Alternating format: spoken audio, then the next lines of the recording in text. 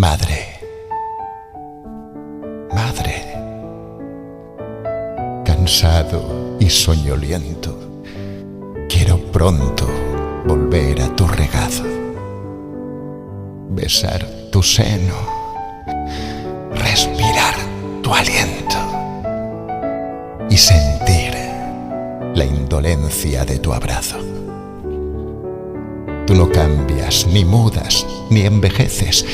En ti se encuentra la virtud perdida y tentadora y joven apareces en las grandes tristezas de la vida.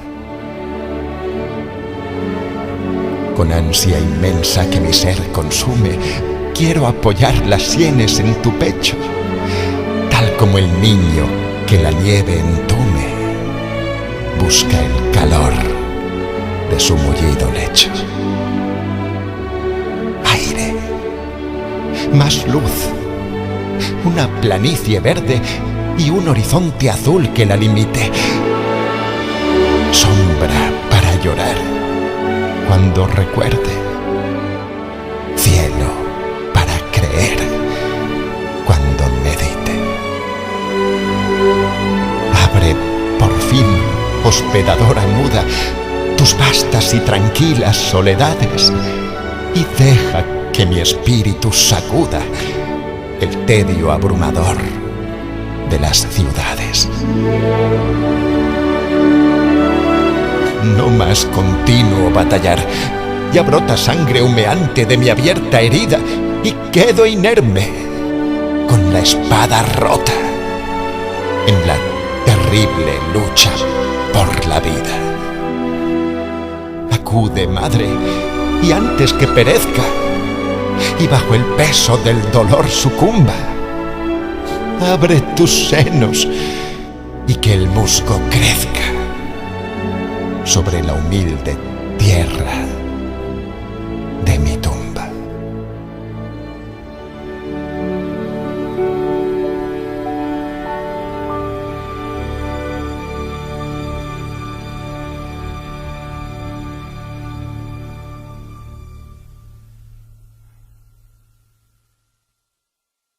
Muy buenas tardes, amigos de Literatura Visión, un programa más comenzando el mes de mayo. Tenemos un programa muy especial en este día que vamos a compartir con ustedes. A mi derecha, María Josefa. Saludos. Y hoy tenemos a Aurea con nosotros también. Así es que vamos a dar inicio. Y hemos comenzado con el poema que ustedes vieron, que se trata de la madre naturaleza. Este poema el autor es de Manuel Gutiérrez Nájera y lo ha recitado, como siempre, nuestro amigo Joan Mora. Un poema muy lindo en homenaje al Día de las Madres, en este caso a la Madre Tierra. Comenzamos el Día de la Madre. Sus orígenes muy remotos se remontan a las tierras de los faraones. Aparentemente se inicia allí la historia de el Día de la Madre, o por lo menos ya se rendía culto a Isis por ser la gran diosa madre y encarnar la imagen de matriz del universo creado. Una suerte en definitiva de mater del universo para los habitantes del antiguo Egipto. Otro tanto sucedía en la época de la antigua Grecia, donde la diosa Rea vinculaba la religión y era vista como una de las deidades más destacadas por haber sido la madre, entre otros, de Zeus, Poseidón, Hades, Hera, Demeter o Hestia. Por si fuera poco, encarnaba el amor que toda progenitora debería sentir por sus retoños. Como Cronos devoraba a sus hijos al nacer, ella pudo salvar a Zeus sustituyéndolo por una piedra envuelta en los pañales del niño y a Poseidón sustituyéndolo por un potro. Como solían hacer los romanos, recogieron también esta fiesta a Helena, aunque bautizándola como Hilaria. Así pues, cada 15 de marzo arrancaban 3 jornadas de ofrecimientos en honor a Cibeles, considerada la gran madre de Dios, o de los dioses, perdón. El historiador Maurice Sartre, no obstante, señala en sus obras que poco de entrañable tenía la fecha y la conmemoración. En sus palabras, los seguidores de esta deidad mostraban una gran violencia y exuberancia, y sus mutilaciones alejaban a una buena parte de los individuos de los ritos. Al menos hasta el Alto Imperio, cuando se empezó a mostrar a esta divinidad como una diosa de salvación y se apostó por rendirle culto de una manera mucho más comedida. Más tarde, Inglaterra instauró una tradición similar y se le puede considerar como la primera celebración del Día de las Madres. El festejo data del siglo XVII y tenía el objetivo de dedicarle un día a las mamás de las mujeres de clase trabajadora, otorgándoles un domingo para que sus hijas pudieran estar con ellas. A esto se le añadió el regalarles un pastel. También, con la llegada del catolicismo, estas fiestas fueron fagotizadas y modificadas para adorar a la Virgen María, progenitora de Jesús de Nazaret. Ya entonces, allá por el siglo XVII, se empezó a celebrar el Día de la Madre, el 4º domingo de Pascua, aunque no fue hasta el 8 de diciembre del año 1854 cuando el Papa Pío IX definió la celebración como la Inmaculada Concepción. El origen más cercano que hay que buscarlo, sin embargo, por el año de 1870, el mismo año en que la estadounidense Julia Ward Howe organizó una gran manifestación pacífica de mujeres mediante la que pretendía sumar voces en favor de la tierra devastada. Tras la Guerra Civil Americana y la Guerra Franco-Prusiana, su idea idílica era llegar a conseguir la paz en el mundo. La segunda precursora fue Anna Reeve Jarvis, quien inició una campaña a nivel nacional en 1908 para que se instaurase el Día de la Madre, el 2º domingo de mayo. Este acontecimiento importante en la historia del Día de las Madres ocurrió en los Estados Unidos, propiamente en el estado de Virginia. Ahí Anna Jarvis continuó con la labor de promover un día que honrara a las madres. Su mamá lo comenzó, pero al morir quedó inconcluso. Tras mandar varias cartas a personas influyentes, su iniciativa fue tomada en cuenta y a partir de entonces se les conoce como las fundadoras del Día de la Madre. La conmemoración se extendió por todo el país y se celebra desde 1914. El presidente Woodrow Wilson fijó el 2º domingo de mayo como el Día de las Madres acá en los Estados Unidos. ¿Cuándo llegó esta tradición hasta nuestro país? Lo cierto es que ya en 1330 existen registros que afirman que varias cofradías se crearon en Gerona en honor de la Virgen de la Inmaculada. Sin embargo, el origen oficial se remonta hasta principios del siglo XIX, después de que Woodrow declarara esta festividad oficial. Fue entonces cuando nuestro país creó 2 jornadas festivas, una en honor de la mencionada Inmaculada y otra en honor de la maternidad, el Día de la Madre. Esta se trasladó al 1er domingo de mayo, mes en honor de la Virgen María, en 1965. Ahora vamos a presentarles un video en honor, conmemoración de este día. Adelante, corre video.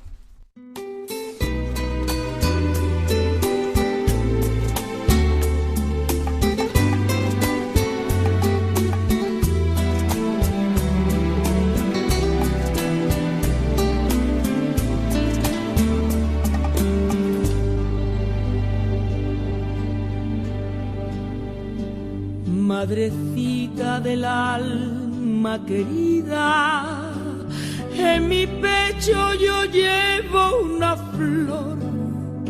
No te importa el color que ella tenga, porque al fin tú eres madre, una flor. Tu cariño es mi bien, madrecita. En mi vida tú has sido y serás el refugio de todas mis penas y la cuna de amor y verdad. Aunque amores yo tenga en la vida que me llenen de felicidad, como el tuyo jamás, madre mía, como el tuyo no habré de encontrar. Madrecita del alma querida, en mi pecho yo llevo una flor. No te importa el color que ella tenga, porque al fin tú eres madre, una flor.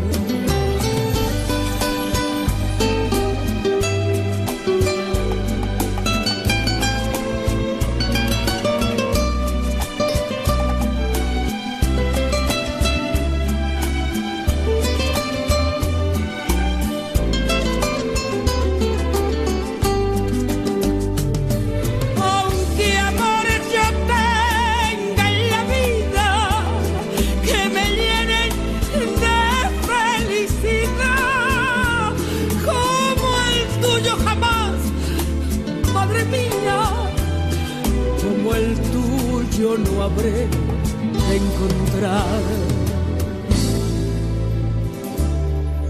Madrecita del alma querida, en mi pecho yo llevo una flor. No te importa el color que ella tenga, porque al fin tú eres madre, una flor.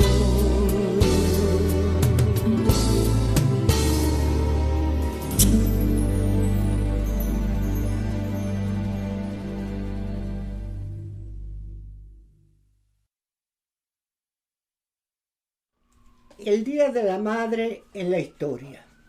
El origen de esta celebración, como la conocemos en la actualidad, no está plenamente relacionado con las diferentes festividades que encontramos a lo largo de la historia, aunque sí vemos que se han mantenido constantes en muchas regiones dependiendo de la religión o la cultura. Neolítico. Culto a la Gran Madre Tierra Frigia. Los primeros antecedentes de una celebración por las madres lo encontramos en el Neolítico en la región de Anatolia y específicamente en Pesinunte y Pérgamo, en donde se realizaban diferentes celebraciones en honor a la Gran Madre Tierra. Antigua Roma, influenciado por el culto frigio que llegó a Roma en el siglo III a.C. y por las celebraciones griegas, los romanos celebraban las Hilarias el 25 de marzo, séptimo día antes de las calendas de abril, en honor a Cibeles y Atis, dios de la vegetación y la renovación que ocurría en primavera. Su culto se encontraba en el templo de Magna Mater del Palatino, donde pasaban la víspera de ese día llorando y lamentándose para pasar el día de las Hilarias en una celebración con mucha alegría. En el caso de Mesoamérica, los mayas le rendían culto a Ixchel, diosa de la luna, el amor, la fertilidad y la gestación, y los mexicas adoraban a Tonatzin, término con que se designaba distintas deidades femeninas, que era la madre de todo lo que existe. En la cultura azteca, en donde una divinidad podía tener distintos nombres, Coatlicue, diosa de la fertilidad, también recibía el nombre de Tonantzin. El Domingo de las Madres en Inglaterra. Enlazado con el anterior, en Inglaterra del siglo XVII se celebraba el llamado Domingo de las Madres, relacionado también con la Virgen, y en donde los niños al salir de misa llevaban regalos a sus madres. Ese día también se estableció para que muchas personas que no tenían días libres pudieran visitar a sus familiares. El mundo árabe. En el Islam no existe el concepto Día de la Madre, pero el Corán enseña que los niños deben dar prioridad a amar a su madre. Sin embargo, en la actualidad se celebra este día el 21 de marzo en la mayoría de los países árabes, el cual fue introducido por el periodista Mustafa Amin en Egipto, siendo celebrado por primera vez en 1956. En Alemania el Día de la Madre tiene lugar el segundo domingo del mes de mayo de cada año. Se inicia en 1922 y 1923 como una celebración comercial y no política a iniciativa de los floristas alemanes que animaban a honrar a las madres regalándoles flores. Durante la nacionalsocialismo, esta celebración iba relacionada con las madres y la maternidad y queda fuertemente vinculada a la idea de la raza germánica, mostrando a las mujeres con un gran número de hijos como heroínas del pueblo, ya que ayudaban a extender la raza aria. En Argentina, en la República Argentina, se conmemora el tercer domingo de octubre en referencia a la conmemoración de la maternidad de Santa María. En Costa Rica, el 15 de agosto se conmemora la Asunción de la Virgen María, quien para los católicos es el mejor ejemplo para seguir en cuanto a maternidad. Es fiesta en todo el país y día no laboral por ley. El Día de la Madre de España se celebra el primer domingo de mayo de 1965, aunque nunca se ha declarado oficialmente y tiene un carácter principalmente comercial y popular. En 1925, el funcionario de Correos y poeta valenciano Julio Menéndez García publicó un himno a la madre en un folleto en el que proponía la celebración del Día de la Madre en todos los países de habla hispana. Ahora le presentamos un video de la madre como un homenaje a ellas.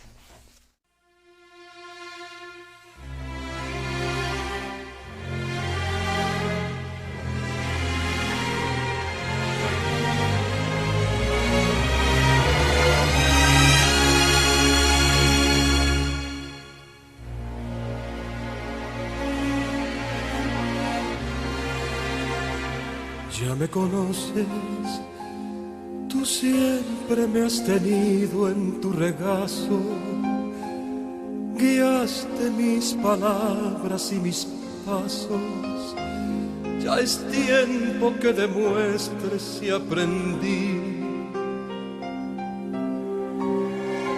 Quiero contarte las veces que he soñado con llamarte, llevando tu recuerdo a todas partes, dejándote mi ausencia junto a ti. Madre, quisiera conseguir en esta tarde las fuerzas necesarias para darte los años que luchaste para mí. Madre, no temas si algún día he de marcharme, aún sigo los consejos de mi padre, aquel hombre a quien nunca conocí.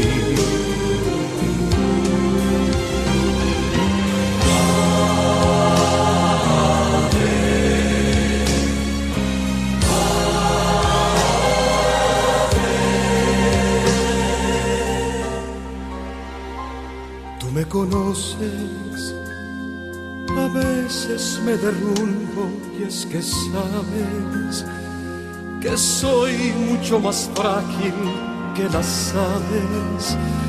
Mi vuelo es tan sencillo de abatir.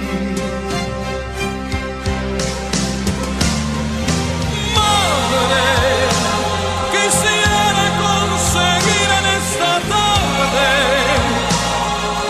fuerzas necesarias para darte los años que luchaste para mí. Madre, no temas si algún día de marcharme, aún sigo los consejos de mi padre, aquel hombre a quien nunca conocí.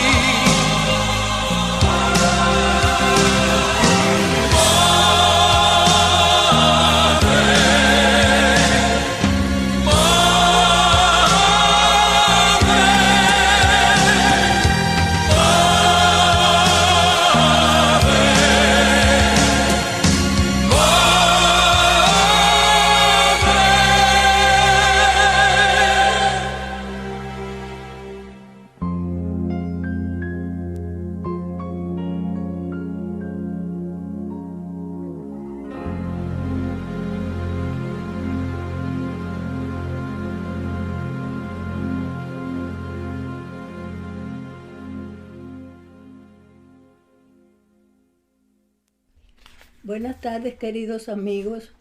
Con todo mi amor para ustedes en este día de hoy, continuamos con el tema que es del agrado de todos ustedes. El Día de la Madre se celebra en diferentes fechas en distintos países. En México, por ejemplo, la fecha oficial es el 10 de mayo. Surgió en 1922 gracias a la iniciativa de José Vasconcelos y Rafael Alducín. El origen contemporáneo del Día de las Madres se atribuye a la activista Julia Ward Howe, quien en 1872 propuso la creación del Día de la Madre como una forma de abogar por la paz y unir a las mujeres. En otros países de América Latina también se celebra en mayo, pero en otros días. Por ejemplo, en Colombia, el reconocimiento oficial del Día de la Madre ocurrió en 1925, cuando el entonces presidente Pedro Nel Ospina decretó el segundo domingo de mayo la fiesta nacional de la madre en todo el territorio.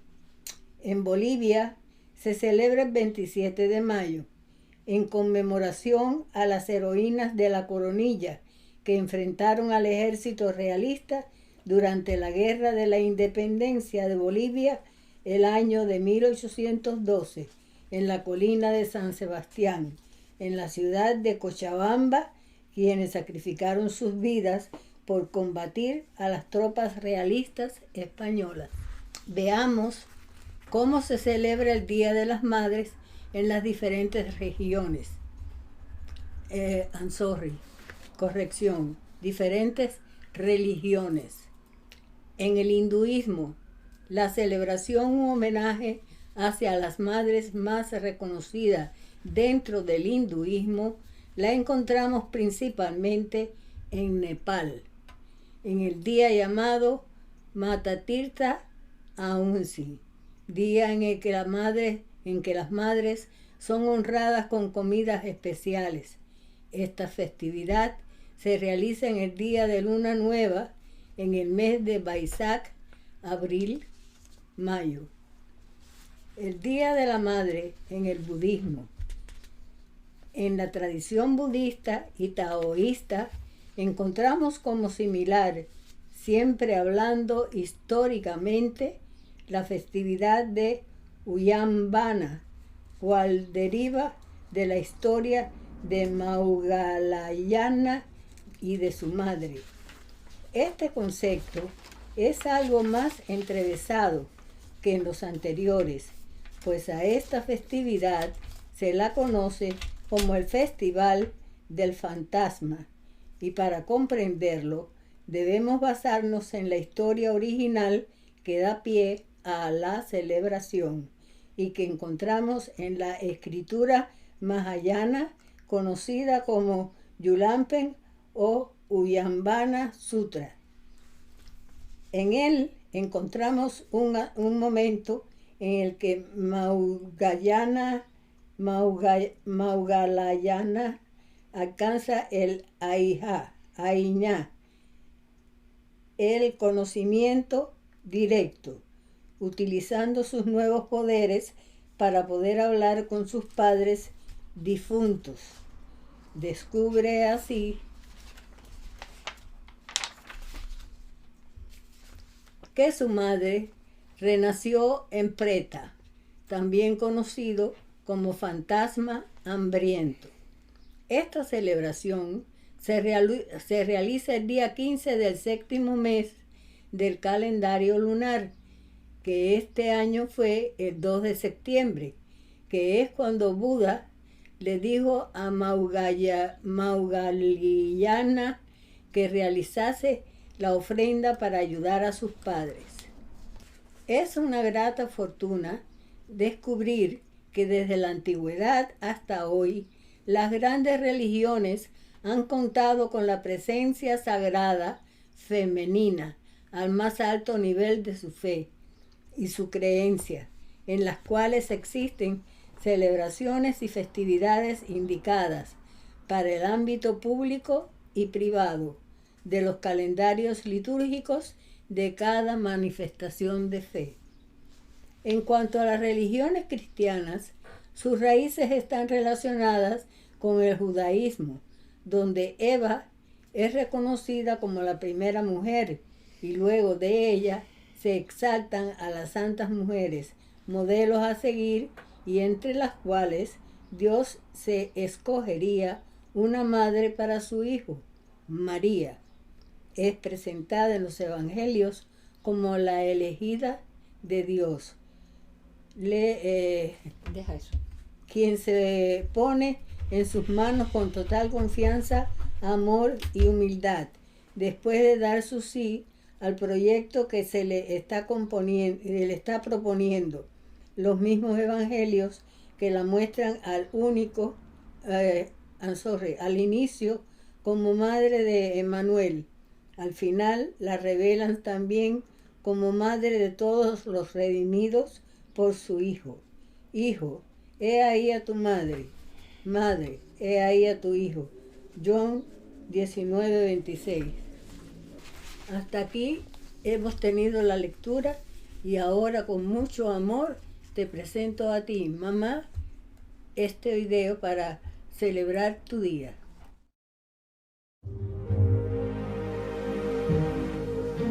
Es la que pone el edredón sobre mi cama.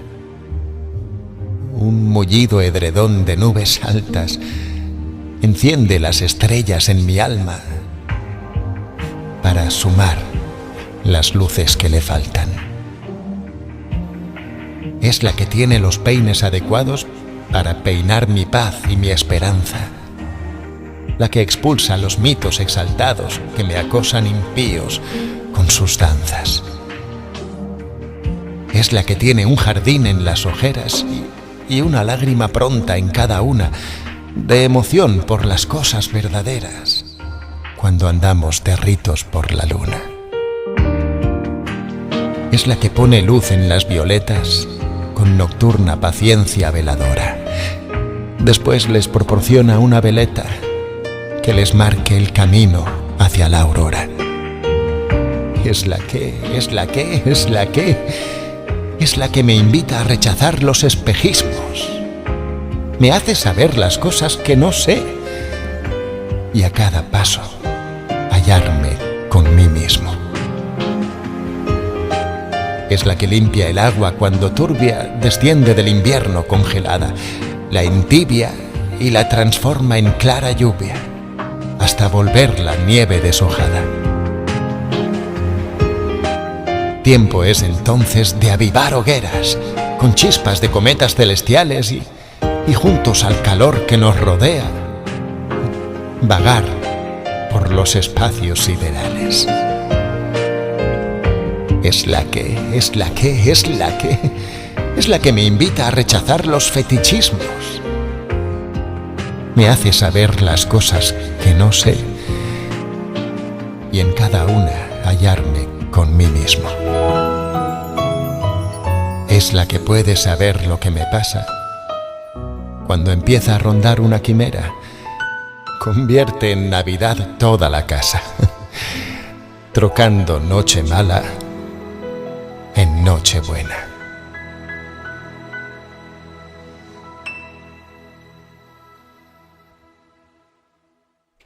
Bueno, pues entonces, después de ver estos videos y este homenaje a la madre que se celebrará el próximo domingo, Literatura Visión se siente honrada de poder establecer un vínculo de amor con estos videos para conmemorar los distintos aspectos del Día de la Madre. Bueno, seguimos entonces con la presencia de nuestro estimado Luis Alberto Ambrogio, que hoy nos sigue presentando el ciclo de oro español. Y bueno, pues le damos la bienvenida. Continuamos con usted, doctor Luis Alberto. Adelante, bienvenido. Bienvenido. Buenas tardes, doctor. ¿Cómo se encuentra en esta tarde? Buenas tardes, Rosalía. Muy bien, gracias a Dios. Bueno, pues entonces seguimos con el siglo de oro en el nuevo ciclo, ¿verdad? Sí, este mes nos envolveremos en dos movimientos que dominaron finales del siglo XVI, principios del siglo XVII, que, se plasman en dos tradiciones tituladas, la primera, el conceptismo, que fue protagonizado por la poesía de Francisco de Quevedo, que es una poesía satírica, moral y filosófico existencial, y el segundo movimiento, culteranismo, que es vibrante y presente en la lírica de Luis de Góngora, por ejemplo en sus libros Los Sonetos, La Fábula de Polifemo y Galatea, y sobre todo sus soledades. Luis de Góngora, que revivió luego en la generación del 27. Y por cierto, estos dos grandes figuras del siglo de oro español se caracterizan por haber estado enemistados de por vida, y a lo largo que hable de la vida de Francisco Quevedo irán sabiendo por qué. Entonces nos vamos a concentrar para comenzar en Francisco de Quevedo, cuyo nombre típico de aquella época era muy grande. Se llamaba Francisco Gómez de Quevedo, Villegas y Santibáñez Ceballos, que nació el 14 de septiembre de 1580 en Madrid y falleció en la Villanueva de los Infantes, la Ciudad Real, el 8 de septiembre de 1645. Su vida se caracteriza, procede de una familia de nobles, notables, fue político, fue escritor, fue un activista, en muchos sentidos, y un escritor totalmente polifacético. Caballero de la Orden de Santiago, señor de la Torre de Juan Abad a partir del 1620. Él es reconocido como uno de los más notables poetas de la literatura española, y por supuesto del siglo de oro, pero escribió muchísimo en muchos campos, en narrativa, en prosa, en teatro, en política, en filosofía, etc. Voy a compartir aquí algunos aspectos de la vida que muchas veces no se conocen de la vida de Quevedo, pero que han influenciado mucho en sus ejes discursivos. Él nació cojo, con ambos pies deformes y una severa miopía. Y quizás por eso pasó una infancia muy triste, muy solitaria, y los críticos llaman un desgarrón afectivo. Por ejemplo, Dámaso Alonso, que es uno de sus principales críticos que se concentra en su obra, y lo pasó tanto en la villa y en la corte, y rodeado de nobles y potentados. Es el otro aspecto, ya que sus padres obviamente desempeñaban altos cargos en el palacio. Y él se dedicó mucho a la lectura. La madre de Quevedo era también dama de la reina, y su padre era el secretario de la hermana del rey Felipe II.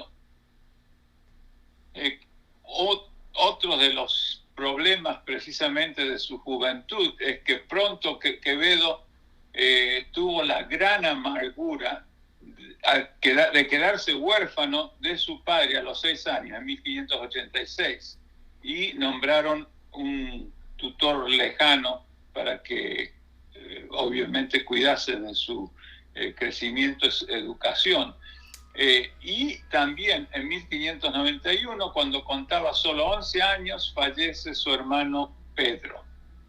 Y su madre también fallece siendo todavía relativamente joven.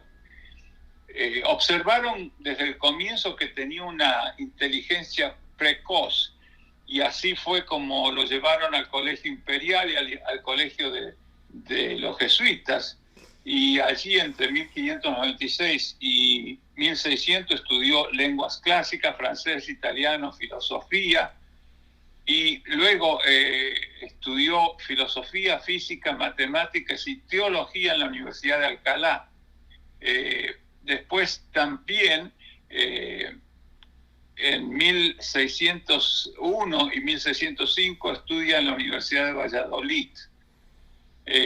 Durante la estancia de la corte en Valladolid circularon los primeros poemas de Quevedo, que dicen que imitaban o parodiaban los de Luis de Góngora, bajo el seudónimo Miguel de Musa, o sin seudónimo. Y el poeta cordobés Luis de Góngora obviamente detectó con rapidez al joven que minaba su reputación y ganaba fama a su costa, de manera que decidió atacarlo con una serie de poemas, y de allí empieza esa actitud combativa de enemistad entre ambos.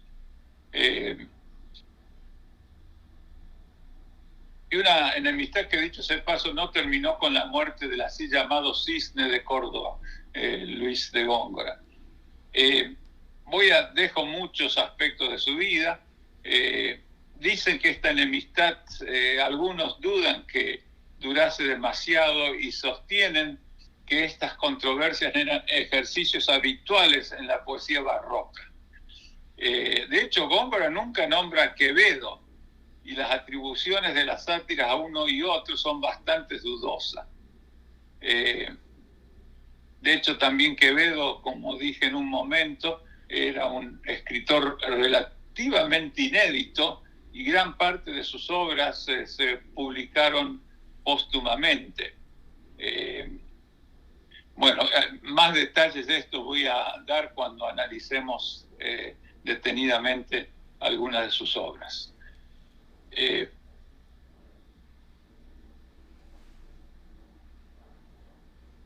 Vamos a pasar ahora, entre las obras poéticas, cabe citar una primera impresión de sus poemas, que se llevó a cabo en 1605 en una antología conocida con el nombre de Primera Parte de las Flores de Poetas Ilustres de España. Y luego, en forma póstuma, se publicó en 2 obras su poesía también del comienzo, uno titulado El Parnaso Español de 1648 y Las 3 Musas Últimas Castellanas de 1670. Y se conservan 2 manuscritos que coleccionaron sus obras, uno llamado El Cancionero Antequerano y el otro El Cancionero de 1628. En 1613 terminó, pero no publicó su Heráclito cristiano, que el autor revisó con el título de Lágrimas de un penitente. El segundo intento dejó poemas en manos de su amigo José Antonio González de Salas, que publicó luego en ediciones póstumas la primera parte, que salió en Madrid en 1648 con el título de Parnaso Español, Monte de 2 cumbres dividido, con las 9 musas. González de Sala murió en 1651 sin publicar la segunda parte, así que el sobrino y heredero de Quevedo publicó las 3 musas últimas castellanas, segunda cumbre del Parnaso Español en 1670. En prosa tiene muchísimas obras, obras satírico-morales como Sueños y Discursos, en las cuales trabajó entre 1606 y 1623. Aquí habían, partes de estas obras son El Sueño del Juicio Final, El Alguacil Endemoniado, El Sueño del Infierno, una serie de sueños, de las cuales salen 2 llamadas fantasías morales, uno, El Discurso de todos los diablos y de la hora de todos, y muchísimos más. También tiene una novela picaresca que se llama Historia de la vida del buscón, llamado Don Pablos, ejemplo de vagabundos y espejo de tacaños. Obras festivas tiene muchísimas, voy a mencionar algunas, por ejemplo, Premática y Aranceles, hechas por el fiel de las putas, Consejos para guardar la mosca y gastar la prosa, Premática del tiempo, Capitulaciones matrimoniales y Capitulaciones de la vida de la corte, Cartas del Caballero de Tenaza, 1625, etc. En teatro, publicó, por ejemplo, en el género de comedia, ¿Cómo ha de ser el privado? Los entremeses son Bárbara, Diego Moreno, La vieja Muñatonas, Los enfadosos, La venta, La destreza, etcétera, etcétera. Y también se toman en consideración diversos fragmentos de comedias perdidas. En la obra no literaria podemos separarlas por obras políticas. Por ejemplo, una de ellas se titula España defendida y los tiempos de ahora, de las calumnias de los novelescos y sediciosos, más conocida como España defendida simplemente, Política de Dios, Gobiernos de Cristo, Mundo caduco y desvaríos de la edad, El chitón de las taravillas, Gaspar de Guzmán, esta es una obra contra Gaspar de Guzmán, Carta al Serenísimo, Vida de Marco Bruto, glosa de la vida correspondiente al famoso asesino de César, escrita por Plutarco. Esta la escribió él con un rigor algebraico, dice Borges, y una elevación de estilo conceptista, poco menos que inimitable. Eso lo dice todo Jorge Luis Borges, que era realmente uno de sus admiradores. Tiene obras ascéticas como La vida de Santo Tomás de Villanueva, Providencia de Dios, Vida de San Pablo de 1644, y Constancia y Paciencia del Santo Job, publicada en 1713. Tiene obras filosóficas, Doctrina moral del conocimiento propio y del desengaño de las cosas ajenas, publicada en Zaragoza en 1630. Epícteto y Focílides en español con consonantes con el origen de los estoicos y su defensa contra Plutarco y la defensa de Epicuro contra la común opinión, publicada en Madrid en 1635. Crítica literaria, tiene muchísimas. La aguja de navegar cultos con la receta para hacer soledades en un día, 1331, etc. Y obras filosóficas, también como las que mencioné anteriormente, tienen epistolarios y traducciones, también como los antes mencionados. Son muchísimas las obras a mencionar. Entre ellas, obras perdidas, como por ejemplo mencioné anteriormente La vida de Marco Bruto, pero él escribió aparentemente una segunda parte a esta obra que no figura, sino que se considera perdida. Hay otra que se titula La polilla de las repúblicas, etc. Bueno, yo creo que esto da una idea de lo que es la vida de este gran poeta, que todos los conocemos.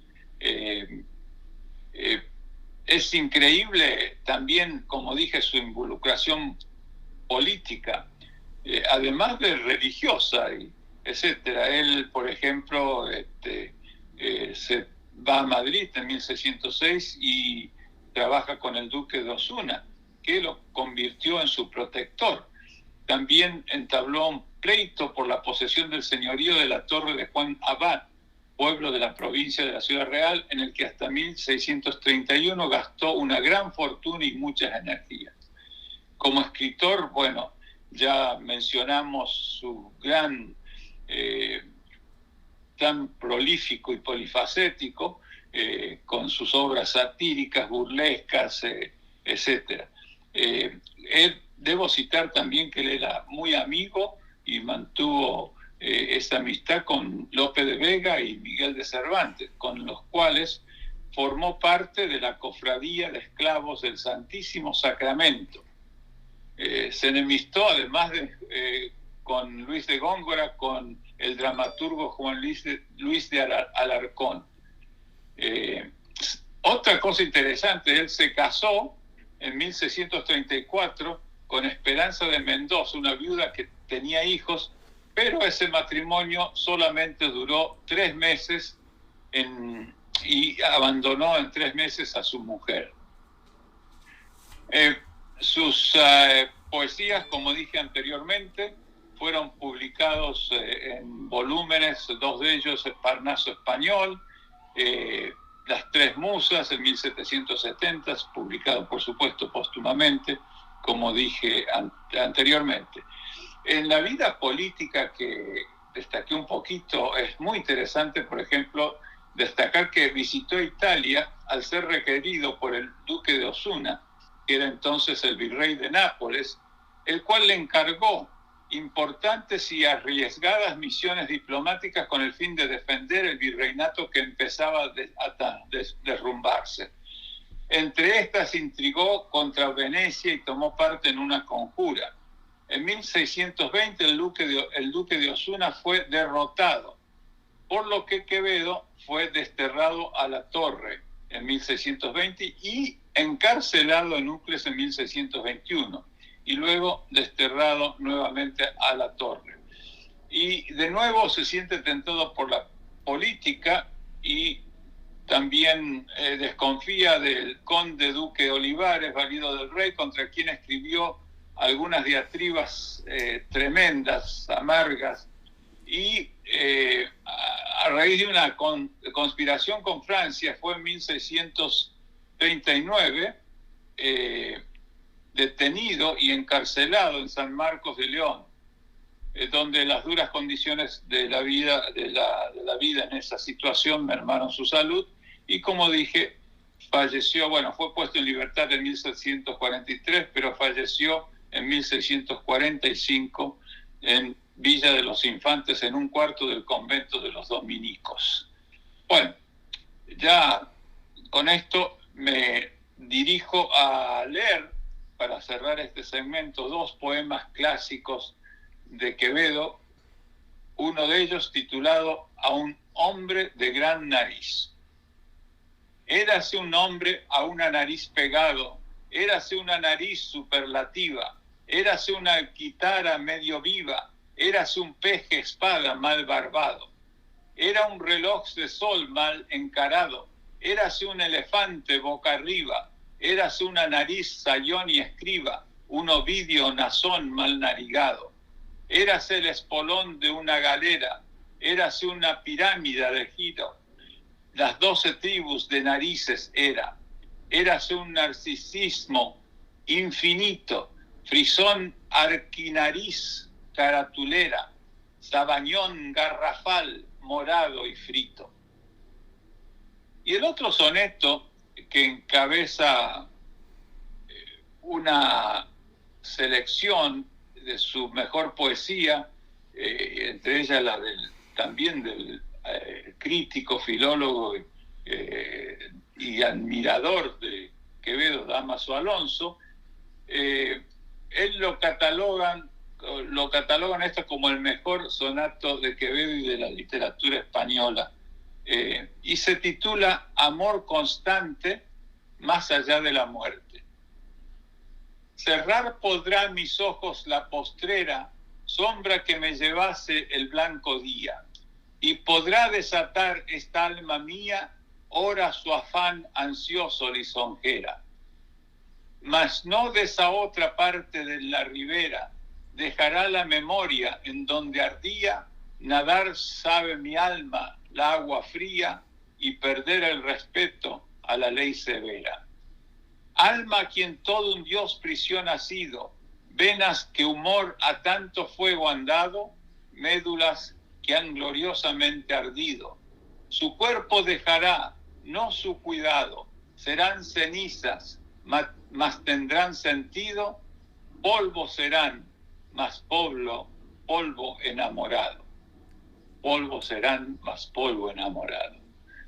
Bueno, muchísimas gracias, espero que hayan disfrutado de Francisco de Quevedo, su vida y su obra, que es una figura más destacable, de las más destacables del siglo de oro español. Muchísimas gracias. Gracias a usted.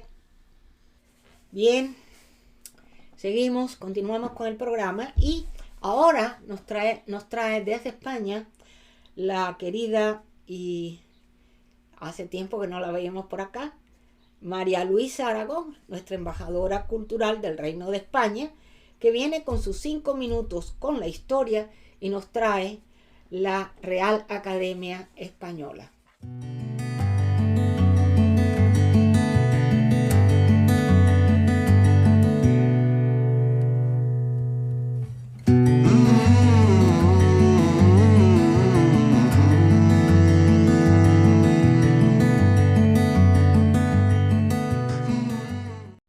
Les saluda Marisa Aragón para Literatura Visión. El relato de hoy es la Real Academia Española. Es la institución cultural española privada, financiada con fondos públicos y encargada de velar por el buen uso de la lengua española. Su sede está en Madrid y otras 23 academias de la lengua correspondientes a cada uno de los países donde se habla el español conforman la Asociación de Academias de la Lengua Española, ASALE. Su sede se encuentra junto al Museo del Prado y la Iglesia de los Jerónimos, muy cerca del Paseo del Arte. Se creó en Madrid en 1713 por iniciativa del Marqués de Villena, quien fue también su primer director. Tras algunas reuniones privadas, en julio de ese mismo año se celebraron en la propia casa del fundador las primeras sesiones de la nueva corporación. El rey Felipe V aprobó su constitución el 3 de octubre de 1714 y la colocó bajo su amparo y real protección.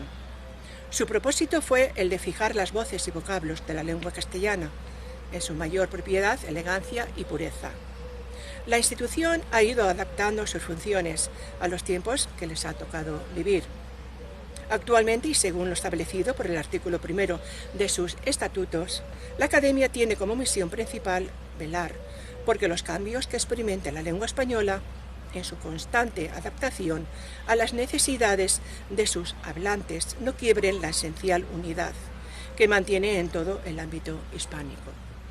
La RAE, cuyo principal precedente y modelo fue la Academia Francesa, fundada por el cardenal Richelieu, se marcó como objetivo esencial desde su creación la preparación de un diccionario de la lengua castellana, el más copioso que pudiera hacerse, así como de una gramática y una poética.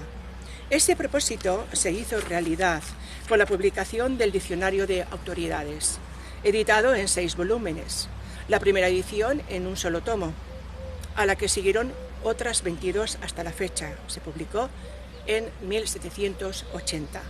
La RAE, que cuenta en la actualidad con 46 miembros de número, convoca anualmente el premio de Real Academia Española, que se concede en años alternos a una obra de creación literaria y a una obra de investigación filológica general e hispánica. La sede de la Real Academia Española es un edificio con estatus de bien de interés cultural, situado en la calle Felipe IV, número 4 de Madrid. El edificio de estilo clasicista fue construido por Miguel Aguado de la Sierra entre 1891 y 94 e inaugurado el 1 de abril de ese año, con asistencia del rey Alfonso XIII, aún menor de edad, y su madre, la reina regente María Cristina de Habsburgo. La casa es de planta rectangular y cuenta con 3 plantas y un semisótano, el cual está destinado a servicios subalternos de la Academia. Las plantas baja y primera albergan los salones y oficinas de la institución.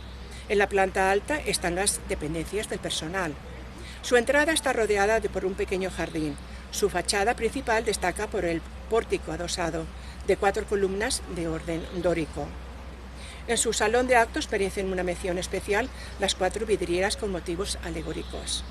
La zona donde se encuentra la sede de la RAE es una zona monumental que incluye el Paseo del Prado entre Cibeles y la Plaza del Emperador Carlos V, así como el Parque del Retiro y el barrio de los Jerónimos. Es una de las más bonitas de Madrid.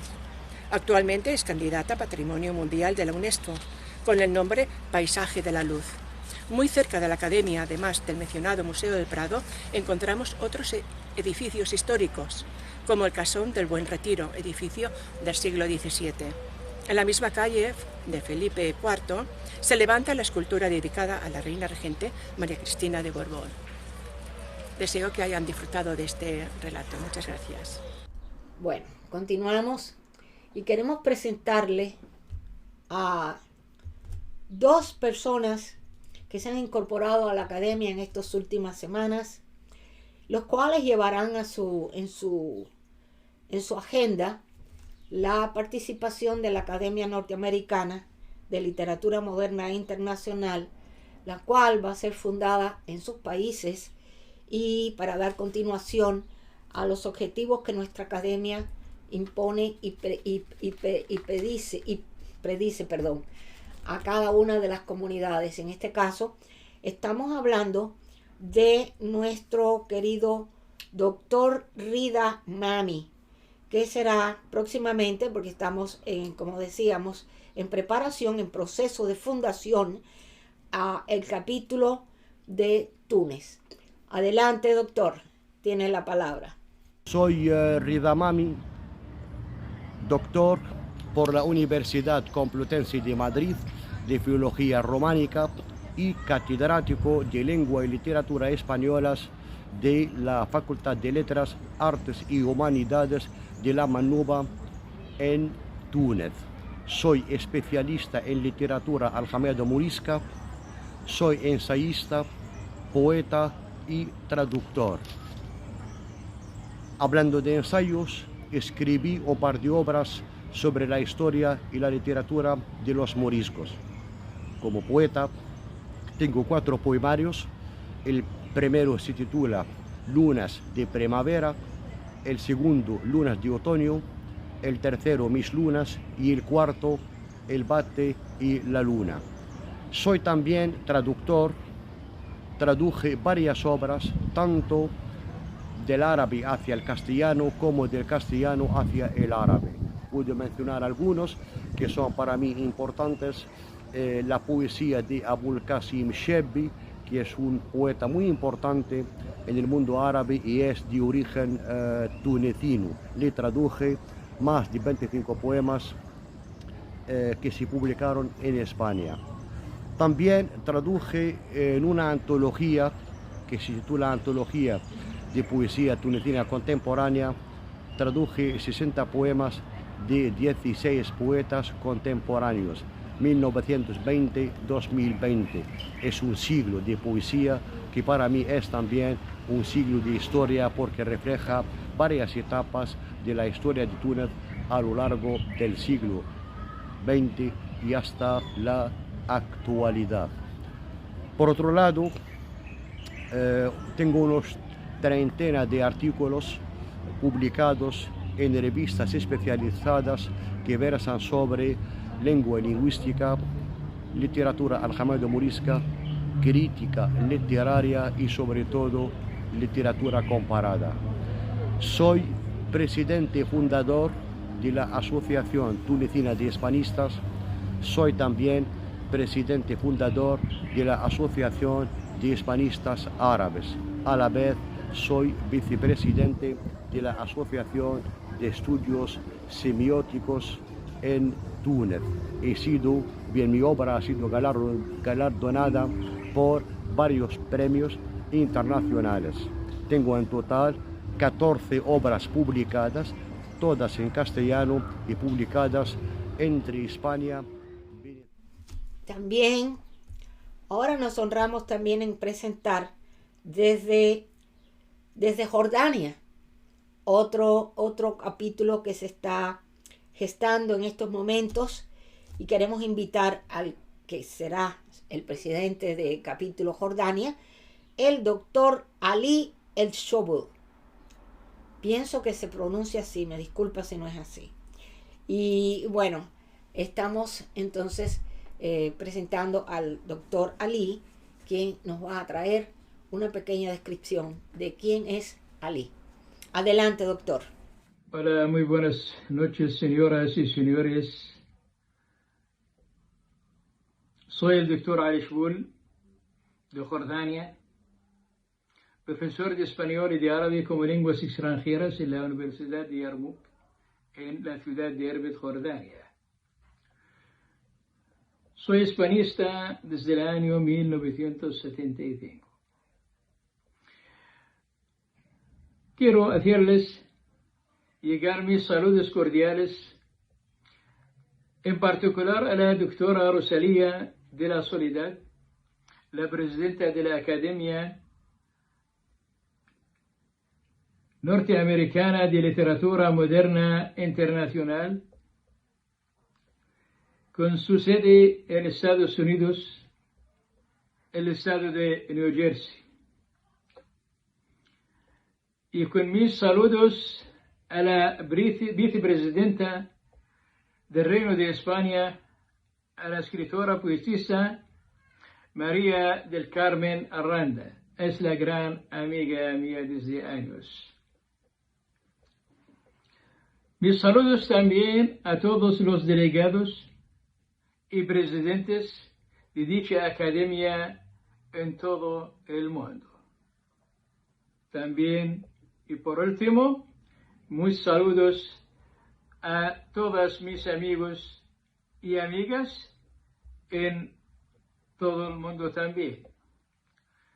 Espero estar con ustedes pronto en New York.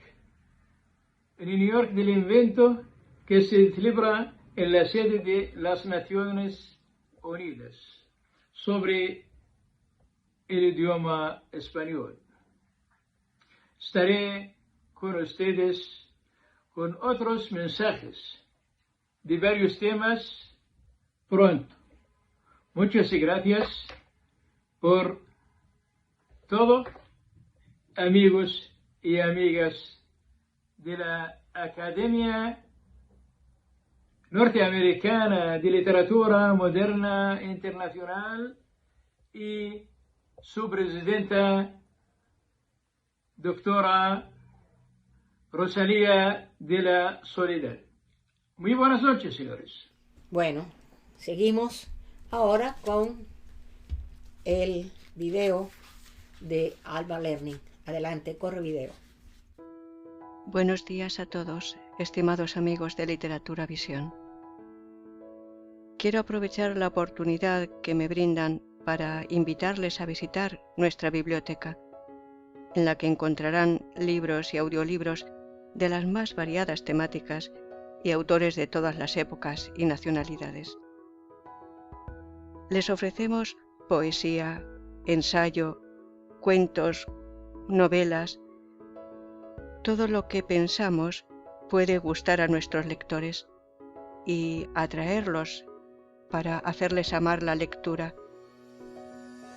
Ese es nuestro único objetivo, el promover el amor por los libros y el respeto por los autores, muchos de los cuales casi han pasado al olvido, y son precisamente esos los que nosotros queremos rescatar para que los miles de lectores que nos visitan a diario puedan disfrutar de la belleza de sus obras.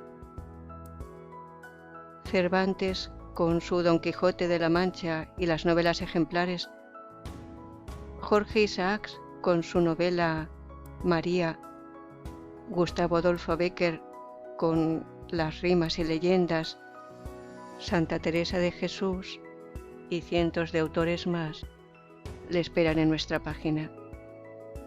Muchas gracias. Saludos y mis respetos desde España.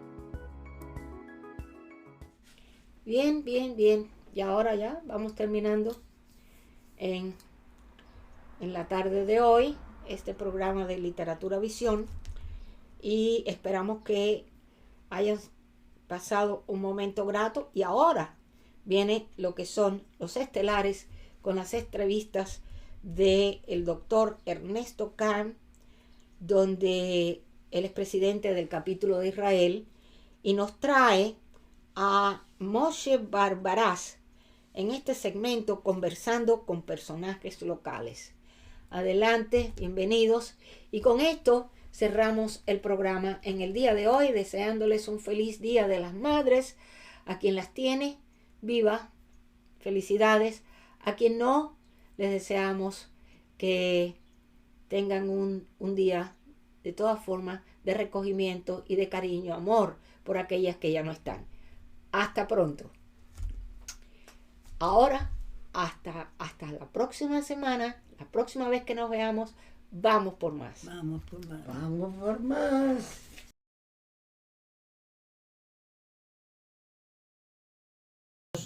De Literatura Visión, mis saludos respetuosos a Rosalía de la Soledad, la presidente de la Academia Norteamericana de Literatura Moderna Internacional. Como siempre, con el programa, mi programa de Conversando con Personajes en Israel. Esta vez tengo el honor y la alegría de presentar a Moisés, o Moshe, como lo llamamos, Barbaraz, que quiero acercarme ahora y estar con él. ¿Cómo estás, querido amigo? ¿Cómo andás, Ernesto? Bien, muy bien. Quería conversar porque es muy importante presentar tus experiencias en Israel. Y bueno, primera cosa, vamos a preguntarte, ¿quién es Moshe Barbaraz? Bueno, para mí es un gusto y un honor recibirte y que vengas a hacerme a mí unas preguntas. Con mucho gusto te voy a contestar. Yo hice Aliyá, o sea, llegué a Israel en el año 1977. Ya van a ser 46 años con mi mujer y mis 3 hijas. 3 hijas pequeñitas que en su momento tenían 3, 5 y 7 años.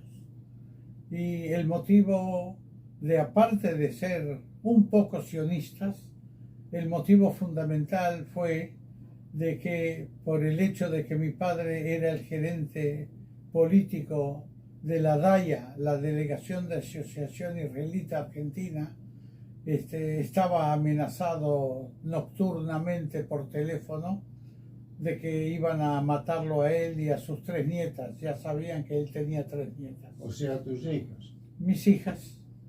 Cuando mi padre me comenta eso, a mí ya se me nubló la vista y dije, no puedo jugar con esto. Así que apliqué. Espera, estamos hablando de la dictadura militar de la junta militar en la Argentina, que fue la cosa más terrible de toda la historia la masacre argentina, donde hubo desaparecidos 30.000 personas. Y bueno, y nos encontramos en diciembre, el 19 de diciembre de 1977, ahora van a ser, si Dios quiere, en diciembre 46 años. Llegamos a Israel y nos pusimos a trabajar y a crear a las niñas, las cuales estas pequeñas niñas me han dado 8 nietos. Bueno, yo quería también que me expliques un poco por qué sos una persona tan conocida e importante en Israel. Eso es muy importante. Bueno, hay varios puntos que se pueden tocar para mostrar que uno es una persona que es conocida. Como primera medida, al llegar acá, yo llegué como profesional de contador, o accountant, como se dice en inglés, y entré a trabajar en la impositiva, donde estuve trabajando ahí 8 años hasta que independicé y me puse oficina propia de contador. Y empecé a trabajar voluntariamente. Fui el síndico de la Organización Latinoamericana en Israel durante 10 años, en el pueblo donde yo me ubico, que es un pueblo de nombre Kfar Saba, que está a 25 kilómetros al norte de Tel Aviv, que es donde yo vivo y tengo mi oficina hasta el día de hoy. Bueno, es una ciudad importante. Es una ciudad. En el año 77, cuando llegamos, tenía 30.000 habitantes, hoy hay 120.000 habitantes. Así es. Y también me inicié en el leonismo y en la masonería de Israel. Bueno, tú me hablas de la masonería en Israel, y entiendo hoy que no solo estás en la masonería de Israel, sino en la masonería mundial. Sos una de las más grandes autoridades del mundo en este momento en eso. Y también en la Asociación de los Leones. Quería que nos expliques un poquito de eso, y yo no sé si está permitido, pero que nos digas cuál fue o cuál es tu posición en estas grandes instituciones. Se puede, Ernesto, se puede. Lo que te voy a decir se puede. Porque entiendo que es una sociedad discreta. No es una sociedad secreta, no es una sociedad discreta. Exactamente. La masonería es una entidad filosófica donde uno es iniciado como masón y puede llegar al grado máximo, que es al cual yo he llegado, al grado 33, con la suerte y el honor de haber sido durante 4 años, del año 2019 al 23, de soberano gran comendador de la masonería israelí. Bueno, hablando de la masonería mundial, nosotros como argentinos, bueno, tenemos a nuestro principal prócer, que es el general San Martín, y todos los latinoamericanos que tienen al el héroe de la independencia, Simón Bolívar, y bueno, en Estados Unidos, al máximo todo, George Washington, ¿no es cierto? Entonces, que también eran masones. Dime, explícame un poquito qué es la masonería. La masonería es una entidad netamente filosófica. No hay que confundir masonería con leones o Rotary. Los leones o Rotary son clubes. La masonería no es un club, es una entidad filosófica donde se busca que a la gente buena sea mejor, donde podamos estudiar, mejorarnos, ser mucho más pacientes y tener la posibilidad de aprender a escuchar y aprender a hablar y a movilizar el cerebro antes de mover la lengua. ¿Qué importancia tiene la tolerancia en la masonería? Fundamental. La tolerancia viene de aprender la paciencia, porque teniendo la paciencia podemos llegar a ser tolerantes. Es interesante que la palabra tolerancia en hebreo viene de la palabra sufrir, lisbol, o sea, que uno tiene que sufrir y aceptar, aunque no comparta, las ideas incluso de los enemigos. Voltaire lo dijo. Voltaire, hermano masón, dijo: daría mi vida para que no cierren tu boca y que digas lo que sientes, a pesar de que yo no esté de acuerdo. El cuadro que empezamos a conversar antes del cierre que tuvimos, quiero mostrar este cuadro porque es muy importante.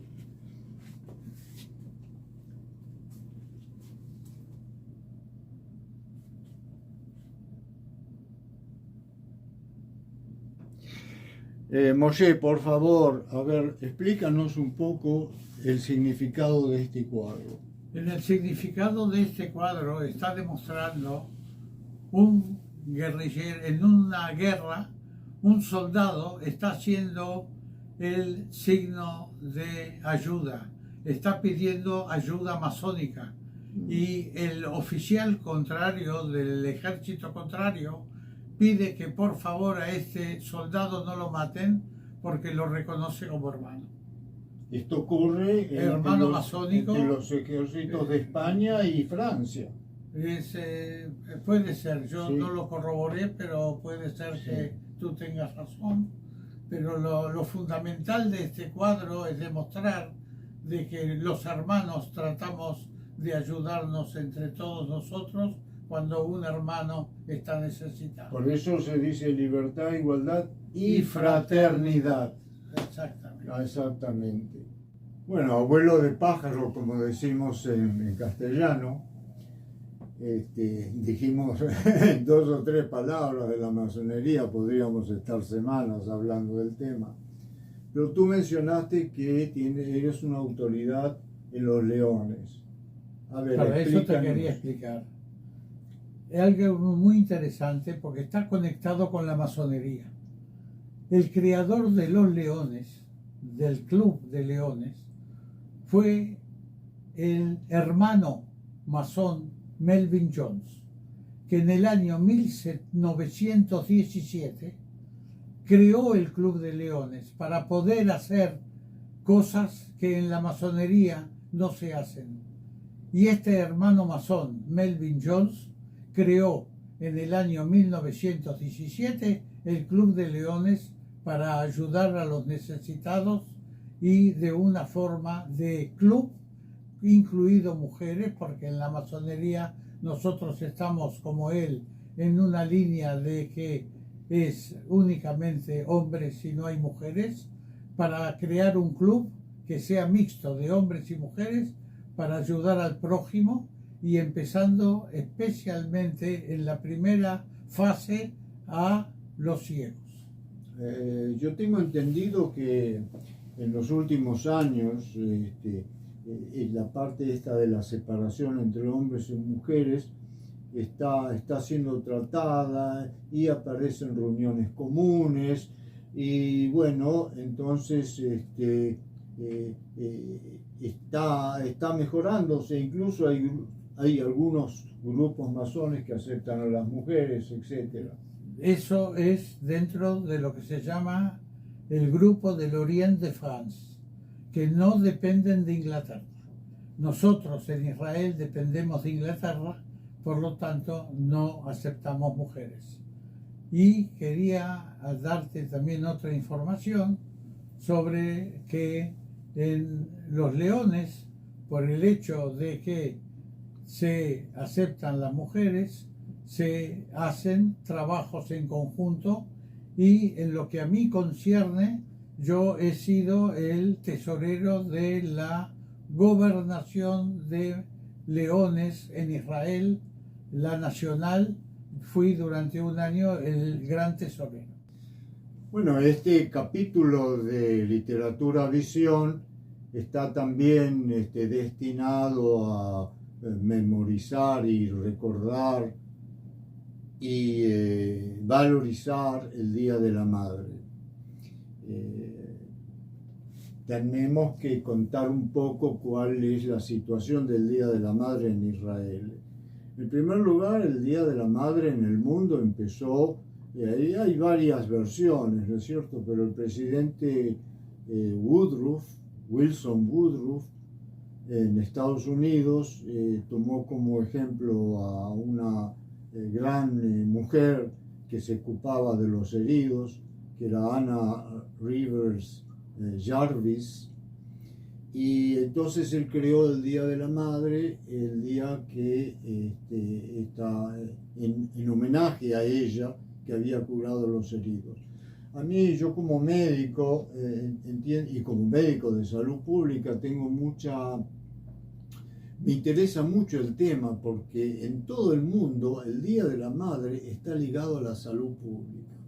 Así como este homenaje en Estados Unidos, que se empezó en el año 1914 y se hizo el segundo domingo de mayo, también en Israel el Día de la Madre inició con Henrietta Szold, la que creó la Asociación Sionista Femenina, que creó el primer hospital público de Israel, el Hospital Hadassah, y también se hizo en homenaje a ella, el día que murió ella, que fue en febrero, el día de febrero, que en Israel, debido al calendario, no siempre es el mismo día.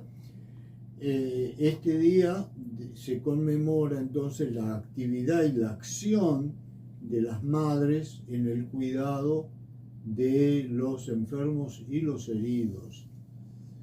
Eso cambió en el año 1980.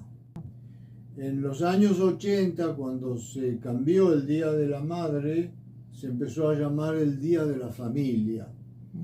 Y yo quería, por favor, Moshe, que nos comentes a todos por qué se dejó de llamar el Día de la Madre y pasó a llamarse el Día de la Familia, que es en febrero.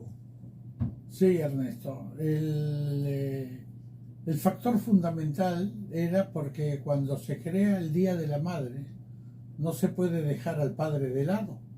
Entonces se creó lo que se llama el Día del Padre, para que sea el Día del Padre un día y el Día de la Madre otro día. Pero lamentablemente este país es un país que tuvo varias guerras, y lo que cayeron fueron muchos padres. Y resolvieron, el Ministerio de Educación, en los colegios, se resolvió para que los chicos que han perdido su papá no estén mal, no se sientan mal festejando el Día del Padre. Se trató de una solución, digamos, una solución humanística, de decir que se anula el Día del Padre y el Día de la Madre y se conmemora el Día de la Familia, porque todo el mundo tiene familia. Y así se subsanó el hecho de que ningún chico esté mal por el hecho de que su papá no está a su lado. Y ahora estamos uniendo también el Día de la Madre con la salud pública, con la masonería, con los leones, con los rotarios y todas las asociaciones humanistas del mundo para ayudar al próximo. Muchísimas gracias. Nuestros saludos a Literatura Visión. Pero antes de cerrar, quería hacerte un pedido. Entonces, antes de cerrar esta entrevista, quería pedirte, por favor, porque eso lo hacemos siempre en todas mis entrevistas, si podés dar un mensaje al mundo a través de la Academia Norteamericana de Literatura Moderna Internacional. Moshe. Sí, yo quiero pedir, hasta podría decir suplicar, por mi concepción de paz, de serenidad y de respeto mutuo al ser humano, que haya paz, que haya entendimiento entre la gente, que haya entendimiento entre los pueblos y así poder llevar adelante este mundo sin necesidad de guerras, sin necesidad de sangre, para que nosotros podamos tener una vida feliz, tanto para nosotros, para nuestros hijos y para nuestros nietos. Muchas felicidades y vivamos en paz. Este mensaje ahora tiene una actualidad muchísimo más importante que la que tenía en el pasado, porque las guerras hoy tienen el peligro de la extinción total de la vida sobre el planeta, si se van a usar las armas genocidas.